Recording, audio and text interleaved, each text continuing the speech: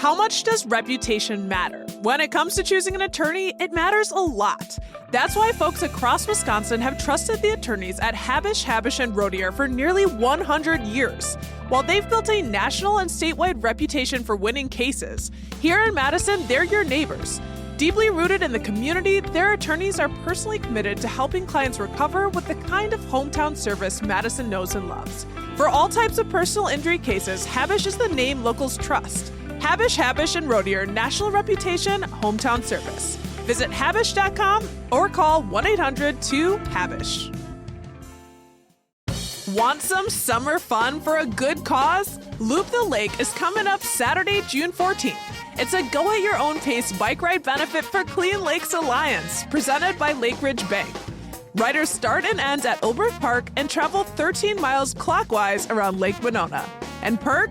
Kids 10 and under ride free with a paid adult. You in? Sign up for Loop the Lake today. Go to cleanlakesalliance.org/loop-the-lake and use code BIKE10 to save 10%.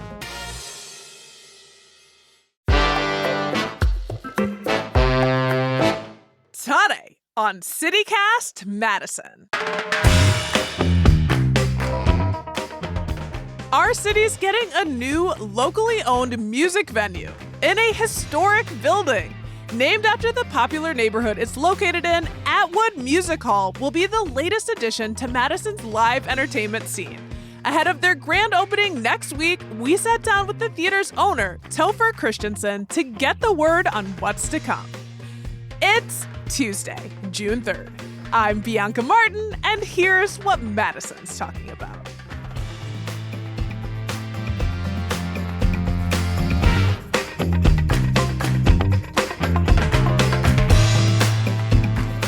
Topher, welcome to CityCast Madison. Thank you for having me.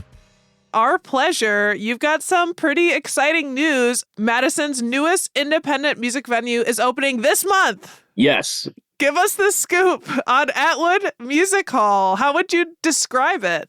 Oh, we are opening June 13th. We have a month-long kind of program of shows and events kind of honoring Madison music and Madison music history. We are an independent music and events venue. We're going to book shows, we're going to book comedy, music, private events, and we hope to also contribute positively to the community at the same time, while not just being an event space, but also being an asset to the community. So yeah, we're independently owned, independently run. The venue is kind of the older, larger sibling to the Burr Oak, which is another venue that I am a co-owner of, and we're hoping to kind of continue the positivity that we have on Winnebago Street and bring it down the block or a few blocks down and just do some bigger things. You're bringing it down the block, Winnebago heroes out here. And you've got an exciting start. You're having a really fun opening that I just want to shout out. It's in part going to be celebrating the life of Clyde Stubblefield, James Brown's former drummer. And we love there's a documentary, Give the Drummer Some. Trevor Banks, who's the director, has been on the show, and we've been rooting for that. It's just like, that's the exact sort of thing, highlighting Madison music that you're keeping it right in the opening. Yeah, that was really important to me to do from the onset, is to really highlight what's made Madison music great and who's really contributed to that over the years. And our first show is June 13th. It is a benefit for WORT. So all of the ticket proceeds on top of what the artists are paid is going to WORT. There's a lot of really great artists on the show. It's just going to be a long night of really fun music with some of the documentary interspersed. It's just going to be one big party, I think. And everyone should come out and check it out. Yeah. I definitely want to be there. And I want to ask you, Topher, is this the dream? How long have you wanted to create a venue like this? I grew up in Madison in this neighborhood. Like I said before, I'm a co-owner of the Burr Oak, and so I have been doing shows in the hood for a bit. I've been doing shows at the Barrymore for a while as well. But yeah, I had been looking for a larger room in Madison for quite some time, and I stumbled across the space close to, probably 5 years ago now. So it has been in the works for a long time. For us, as owners of the Burr Oak, it makes a lot of sense to have a larger room that we can graduate artists into and events into so we don't lose them to other folks. And it just felt like having a large independent room in Madison made sense. There aren't choices for people if you want to play for an indie, and now there are. So yeah, super excited about it. I'm really happy to be doing it in my neighborhood and, bringing some cool stuff to town. It's really completing a circuit there to be able to take, burgeoning artists and be like, hey, now you can come play on this stage that we also have national acts on. Yeah, totally. Totally. And if we do a national act at the Baroque and they sell out, now we can say, hey, go down the street, let's play the Atwood. And if you sell at the Atwood, go down the street a little bit more and play the Barrymore. And it's just this ladder of venues for people to play. It feels like there's something in the water over there in that neighborhood with the music. It's a hip place to be. Everyone wants to be in the Atwood neighborhood, so come on down. Yeah. We interviewed Muso when they had their opening, and they're right in that hood as well.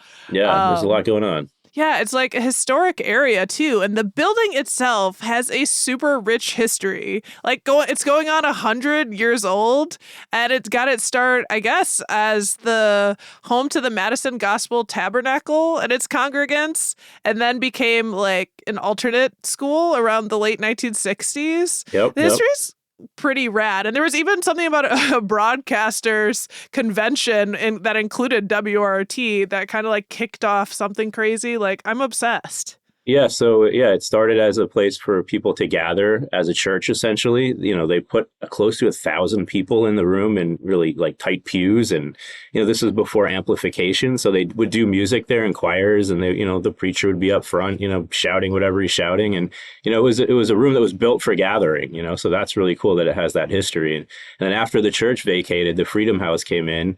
And Freedom House kind of came out of the SNCC movement in the civil rights era as kind of an alternative high school for kids. And so that remained there for a long time. And what people didn't know is the Freedom House let folks come in and use the space to do concerts in the evening once in a while. And so Tony Castaneda did his first Latin music show in the space.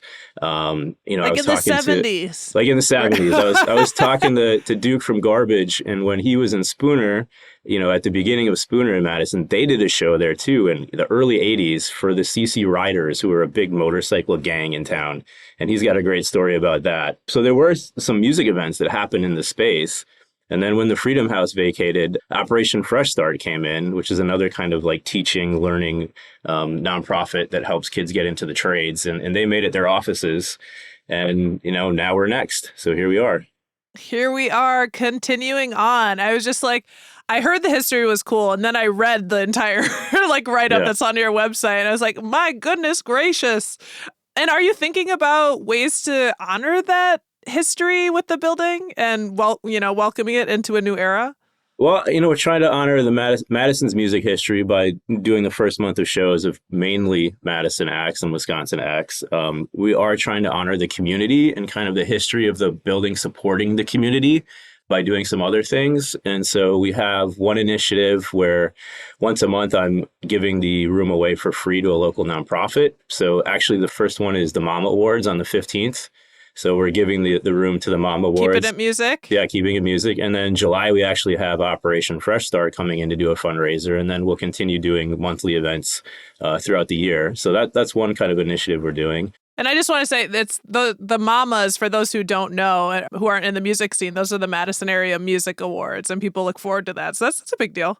Yeah, cool. I agree. And that's the third night we're open. So you definitely come on down and support Madison artists and see who wins. Yeah.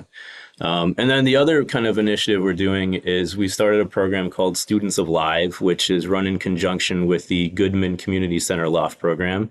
And we'll have, a handful of high school kids come in Mondays after school during the school year. And we're just going to teach them about the live music industry and how to run a venue and what we do and, the jobs that might be available to them and what does it mean to book a show and market a show. And, that's something was kind of important to me to try to do, being in the music industry and, not knowing, a lot of kids not knowing what other kind of job opportunities are out there or having the exposure, to see what certain people do. I think it'll be really fun and really cool for those kids in those programs. So those are the two things we're trying to incorporate into our business. We're not a nonprofit. We're a for-profit business. We have to make money to stay open. But we have a lot of nights that we're dark. There's only so many artists that can sell this many tickets. And so I wanted to try to use the space when we're not booked for shows or events to kind of help better the community and enrich the music scene. And so those are the two things we're doing currently. Right in line with that history and continuing on. Yeah. That's very exciting. And it also sounds like the teaching kids about the music business, a little School of Rock. Yeah, pretty much. Yeah, except not the playing, the stuff behind the scenes. Yeah. How to make it happen. Exactly. How to make it happen. Yeah, there's each piece. So, we're talking about the building. Can you describe it and the venue? I know folks will have to come out and see it, but it looks impressive.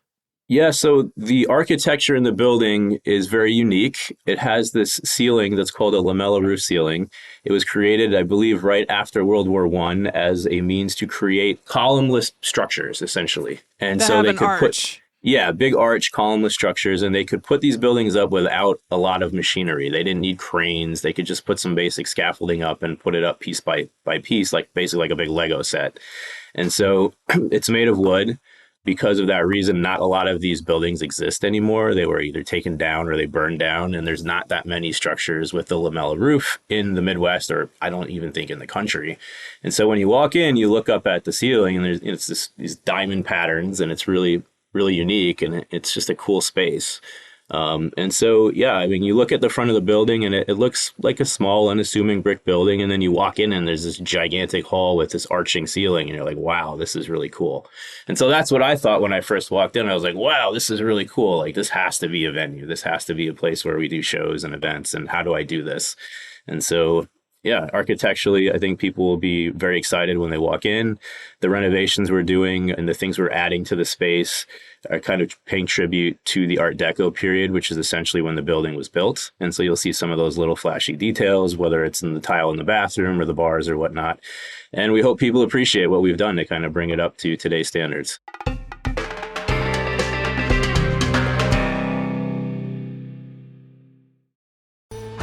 Do you need an entertaining spot for your next work event or birthday?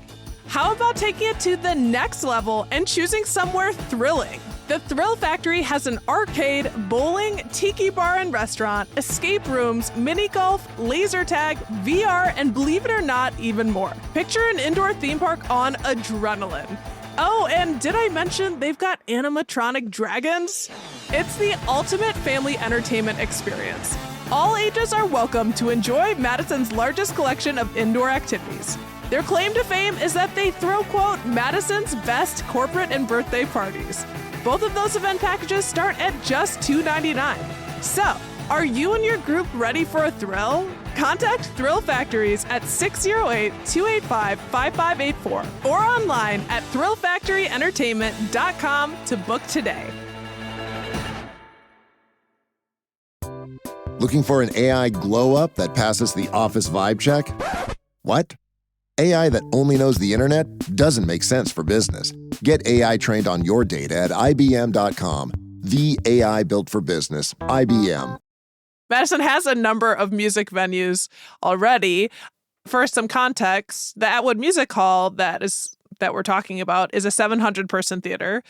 And compare that to like the Majestic downtown, it has a capacity of 600 people in the theater. So it's slightly bigger. Do you think that you will have any competition between those spaces, just considering you might be, going for similar acts? Yeah, definitely. I mean, it definitely will be competition. Seated shows will do about 375 people, and then a standing room show will be a little under 700. But as you mentioned, yeah, the Majestic is about 600, the High Noon's about 400. And yeah, we definitely will compete with those venues for shows. There's no doubt about it. Yeah. More the merrier? It's just options for artists. It's options for agents. It's options when one room is booked, they can play the other. It just depends on what people are looking to do. If you want to play downtown, we're not the ticket. If you don't want to play downtown, we are. If you want to play for Live Nation, you play for Live Nation. If you don't, you play for us. So, it really just depends on what the artist or the comedian or whoever, wants out of their venue experience. If you want to play a Ticketmaster room, you play for them. If you don't, you play for us. So, there's a lot of options for people, and they can pick where they want to go. So Yeah. You definitely brought up the elephant in the room when we're talking about Madison's music scene. And, music scenes across the country. Live Nation is kind of that big guy that came into town. They purchased the controlling stake in Frank Productions back in 2018. And it just seems like them as this national mega company really came in and got a chokehold on Madison's music scene. And I'm sure you're privy to that, having, as you said, you also own the Burr Oak. You've seen the power that's there. Can you talk about, is Atwood Music Hall at all going to be standing against that grain? Is it in any way going to be able to reverse some of that chokehold that we've seen? Yeah, I just, for clarity's sake, I want to let your audience know I did work for Live Nation in Madison for a hot minute, about 8 months, booking the Orpheum, right when that purchase happened. And I was an independent prior to that. I just loved the Orpheum and I wanted to book that theater. And so they hired me and I did. And then they purchased if you want to work in the music scene. Yeah. And then they purchased the Franks and I left. I went back to being independent. But to answer your question, will the Atwood break the chokehold? Definitely not. No, there's no way. I mean, they have the Orpheum, they have the Sylvie, they have a deal with Big Top for Bree Stevens, they have the High Noon, they have the Majestic. There's no way one new venue is going to break anything. They have hundreds of people in LA creating and booking tours all around the country on so many different levels. I'm one little guy in Madison. So what can I do? I can provide an option for people, and I can provide an option that isn't Live Nation and that isn't Ticketmaster and that is more community focused and community friendly and hopefully more artist friendly and fan friendly. But no, I can't break that at all. They're not going anywhere, and they're just expanding, and they're going to be in other towns our size and towns smaller than our size, and that's just the way it's working. But it is good in a community like Madison to have options, and that's what I provide. It's just an option. Yeah. And I know there are a lot of great people that work across the Madison scene, whether in a place that, is run by Live Nation or not. But they are kind of the big bad wolf in a way because people want local music and local opportunities. And slowly we've seen that kind of get gobbled up. But this, at the very least, it seems like a step in a direction that is putting community at the forefront. Yeah, we're trying to do that. Another thing that I didn't mention earlier is we created this music series called Locals Only, sponsored by One Barrel Brewing. And so when you get to a venue of this size, it's oftentimes hard for local bands to play them because there are so many local bands. They can sell this many tickets, right? There's a handful. And so One Barrel stepped up with some sponsorship and is helping us where we can then book a bill of local bands, have a really low ticket price, which is really hard to do at a venue this size, and give them the entire door. And so that's a great way for bands to come in and play this room and help support, the local scene and try to help local bands grow. And so we're kicking off that series June 27 with Disc and Graham Hunt. We have another one booked in August with Hot Probs on August 2nd, and we'll announce a couple more throughout the fall. So I get, that's something we are doing, to help the local scene and kind of differentiate ourselves as well. Yeah, and as you said, also, you're not a nonprofit. You will still need to be able to run. Do you have a sense, though, what are ticket prices going to look like? I mean, you can look at our calendar and what we have on the book so far. With the Locals Only series, we're, $10, $15, but everything else, you're probably looking at 20 or higher. It's just kind of the economics of how shows of this size work. And, to pay a band what they want to get paid to play this room and then to cover the expenses, you have to be, I would say, at least a $20 ticket in most cases. So, yeah, it's pretty accessible. We're doing what we can. Accessible. It's not cheap to go out, and we understand that. But we're doing what we can to make it seem affordable and offer options, and especially when you get into the room as well. And we'll take cash.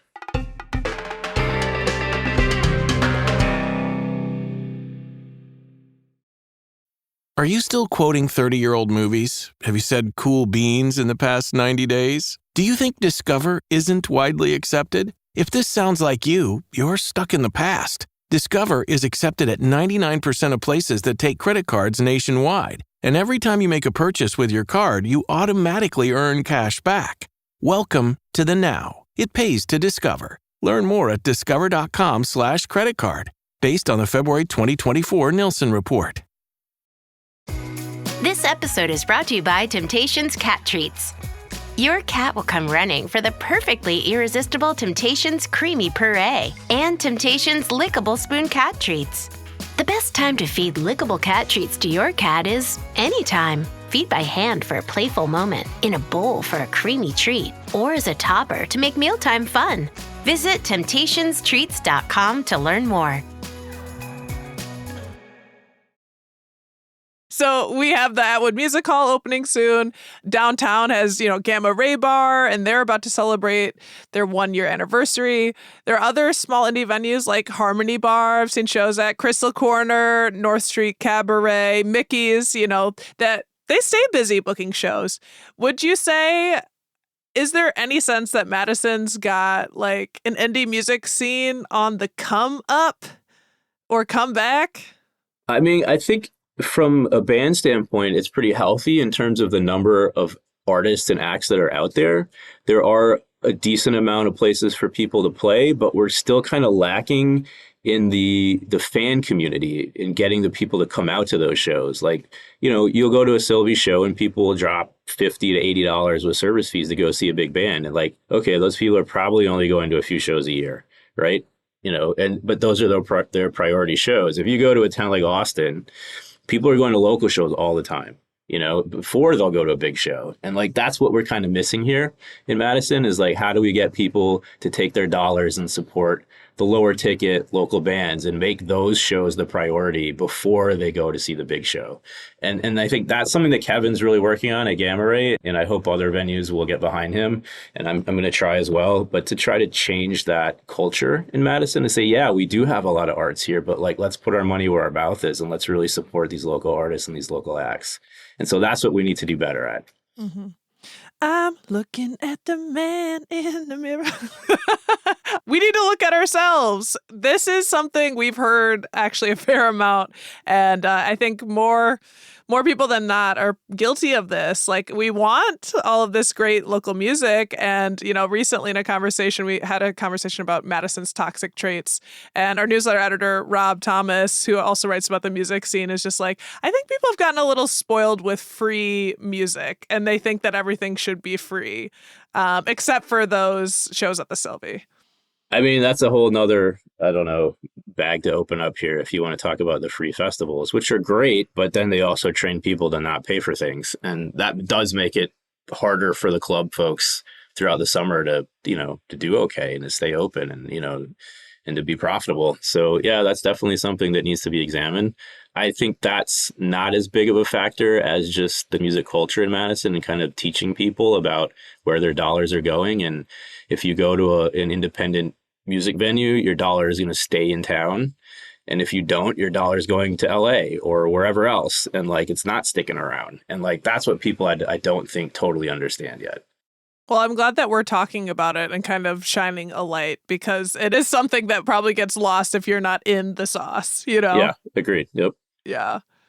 You've mentioned you're part owner of the Burr Oak, which is also in the Sassy neighborhood. I've seen great shows at the Burr Oak. I love the vibes there. And I wanted to ask you, in terms of that venue, do you have any favorite memories of shows or events that you've put on there? Because I know I do.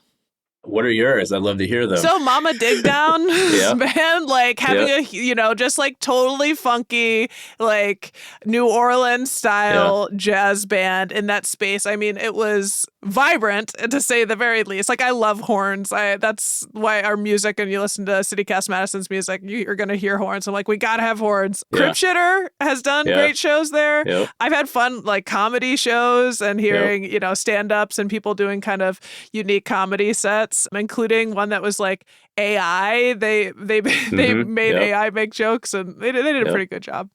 Yeah, I mean, I honestly, there's too many to go into, like, my favorite, but it is a great space. It is a great space, and it's super intimate, and I love that we can do small, like, seated listening shows, and I also love that we can do rock shows, and we can just kind of do everything, and it works. And we can do lots of local bands, but also national acts, and Yeah, it's a great small space. It really is probably one of the nicest small rooms I've ever been to around the country. Like for a room that's that small, it's not a dive bar at all. It's actually a really nice, comfortable, inviting space. And that's what I really love about it. So can we talk about what's to come? Like, can you give us a taste of Atwood Music Hall's summer lineup? Yeah, I mean, check out our website, atwoodmusichall.com. And like we talked about earlier, the first month is predominantly Madison and Wisconsin acts. So we have the big WRT Clyde Stubblefield show on the 13th. I really wanted to do something that was associated with Chris Farley, and I wanted to have comedy in the room. So we have Kevin Farley coming in the second night, and he's got a new book out. His brother. His brother, called Growing Up Farley. And so it's just Kevin sitting on stage with a moderator talking about what it was like to grow up in Madison, going to Edgewood with his brother, and some stories about how they got into show business. And I think it'll be really fun for folks that are Farley fans to come and just hear him tell stories. And so that will be super fun. We have the Mama Awards. We've got a big Latin night on the 18th with a bunch of local Latin artists. We've got the People Brothers Band on the 19th, Ben Sidran on the 20th, Natty Nation on the 21st. We have a big show that's not Madison oriented. We booked a little late with Jay and Silent Bob on the 22nd. What? Yeah, they're doing a podcast. So that's my one. Oh, podcast taping. Yeah, hello. Yeah. And then one I'm really looking forward to on the 26th is Rainer Maria. And I don't know if you're familiar with them. They are kind of an indie emo band that started at the University of Wisconsin in the late 90s. And then they moved to Brooklyn, kind of the same time I moved to Brooklyn. So that's why I love them so much, and became kind of indie darlings. And they haven't played Madison, I can't tell you how many years, 20 years or something. They've been a band for 30 years. So wow. I'm super stoked for that show on the 26th. Homecoming. A big homecoming show, yeah.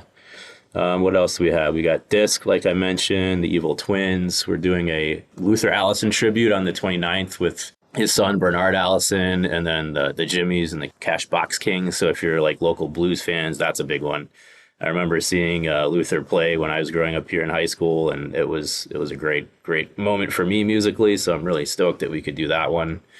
And then we kind of roll into July, and we have a really big show with Spooner. It's their 50th anniversary. Those are a couple of guys that started Garbage, Duke Erickson and Butch Vig, and some other guys locally. And I don't know the last time they played a gig at all, to be totally honest with you. And that one, unfortunately, is sold out. So yeah, look at that. If you have tickets, you're not even open yet. You're not even open. If you have tickets, it's going to be great. If you don't, or you slept on it, it's going to be really fun.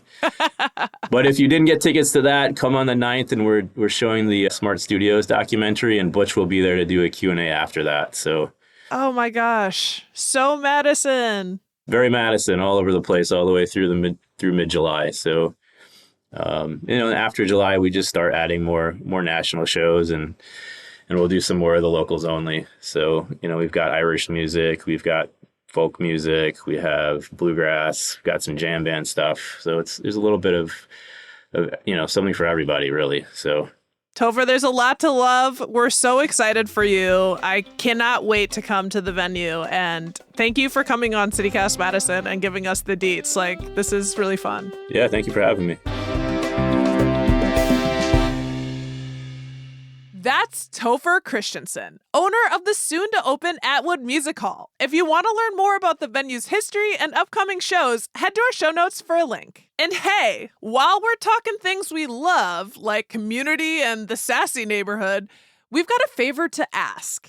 It's that time. Madison Magazine's Best of Madison Awards final voting round is live. And CityCast Madison is up for Best Local Podcast and Best Local News Website. Y'all, help us bring it home. Bring us across the finish line. Vote us Best of Madison. If you appreciate our work or if we bring value into your life, we'd love your support. You can find the link to vote in our show notes.